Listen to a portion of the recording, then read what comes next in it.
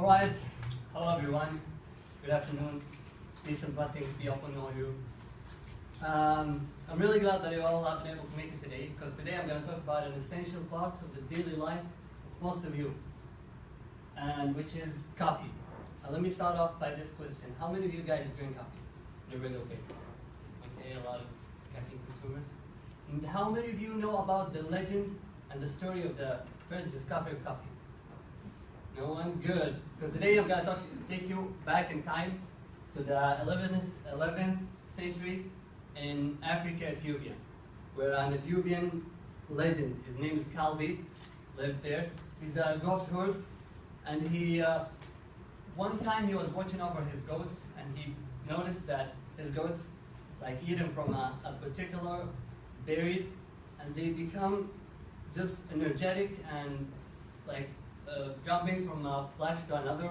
So he tried it himself, and he found himself rocking with his goats and dancing with them, and he got just high on coffee.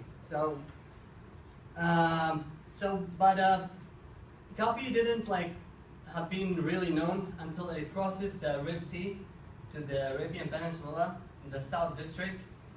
And I'm really privileged and blessed to be born there and to be raised hearing the stories of my grandparents and the great-grandparents who stick with coffee and loved it. And they even faces a lot of accusation, criminalized the merge of the foreign drink to the conservative society. So they loved it, and they kept supporting it. And so by learning about the culture of coffee, you won't only appreciate the state of mind that coffee endures with, but you also know how coffee participates in many of the economic and socialism aspects of the world. So as we said, Arabs were the first people adopting coffee. They didn't just drink it, they cultivated it, they traded it, and from there it started to spread all over the world. From Mecca, which is the holy city of Muslims, people start to come to Mecca, and they know about the new drink, which is called qahwa. Qahwa in Arabic, it means wine. So the word of wine of Arabic spreads all over the Islamic world, and within years it was known in Turkey, in Cairo, in Persia, and in Syria. So after that, they started to build the houses of coffee, and they call it coffee houses. And people try to start to come to these buildings, and it was an important center of exchange of information, listening to music, playing chess, keeping current on the news of the day, and people start to call it the schools of wise.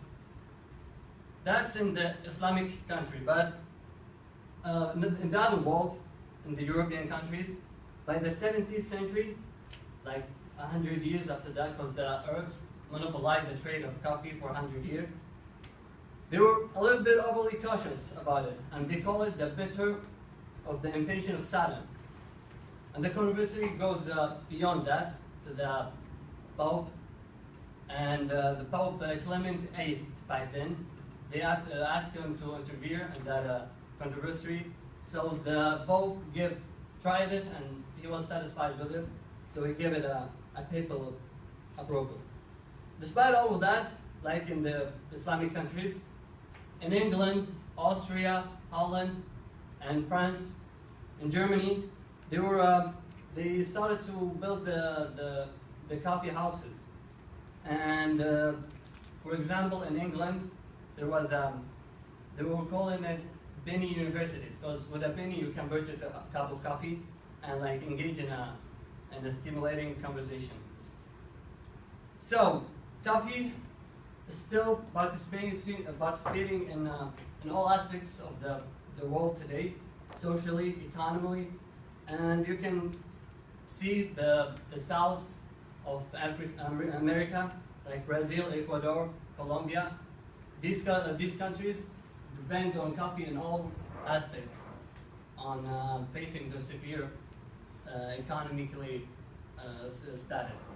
So these beans came up with these, and they just provide us with the happy life ever since. So thank you for listening. Cheers.